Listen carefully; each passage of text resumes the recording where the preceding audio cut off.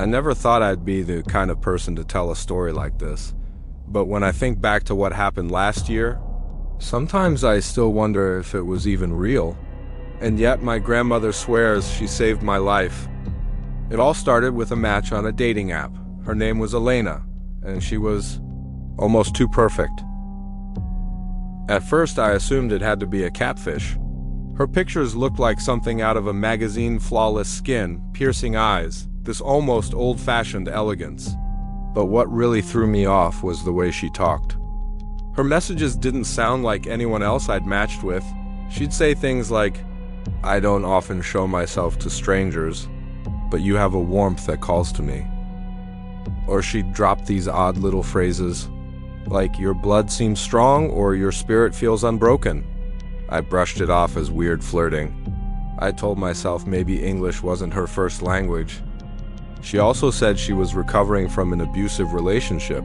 That part made me more sympathetic than cautious. I figured maybe that explained the strange wording, so I gave her the benefit of the doubt. We talked for months, and little by little, I started to believe she was real. Finally, one night, she agreed to meet me in person. She suggested a little cafe outside of town. When I walked in, my stomach dropped because she was real. And not just real, she was even more captivating than her pictures. It felt like the entire room faded into the background the second I saw her. Her eyes locked on mine, and for a moment, I forgot to breathe. The date itself was strange. She didn't order food, just a glass of red wine. She pushed it around the glass but barely touched it. Instead, she kept asking me to do little things.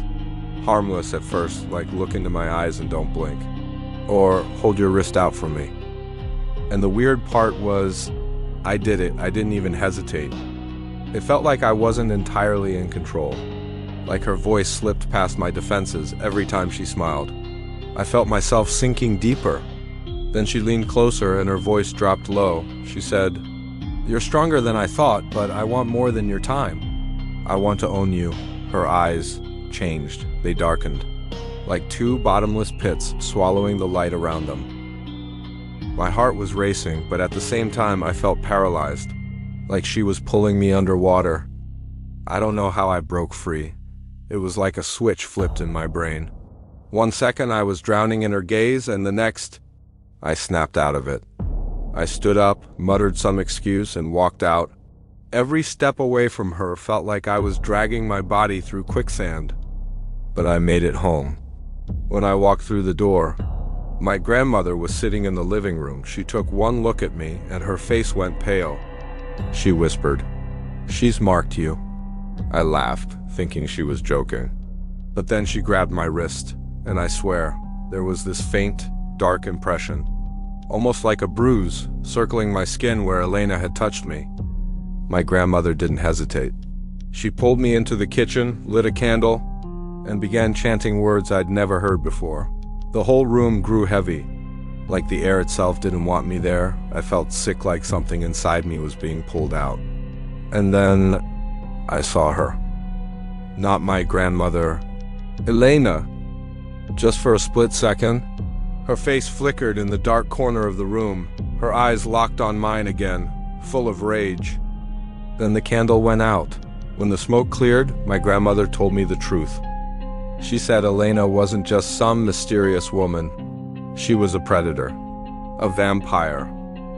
Not like the Hollywood kind with fangs and coffins, but something older, something that feeds not just on blood, but on spirit.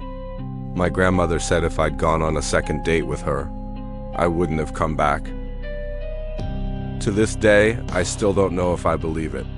Maybe my grandmother's ritual was just superstition. Maybe I imagined the figure in the corner, but one thing I can't deny. Elena vanished. Her profile disappeared from the app. Her number stopped working. It was like she never existed. Sometimes I wonder if she's out there, waiting for someone else to fall under her spell. And sometimes, when I wake up in the middle of the night, I swear I feel her eyes on me again. So, if you ever meet someone online who feels too good to be true, listen to your instincts. Because I almost didn't come back from that date, And if it weren't for my grandmother, I might not be here to warn you now.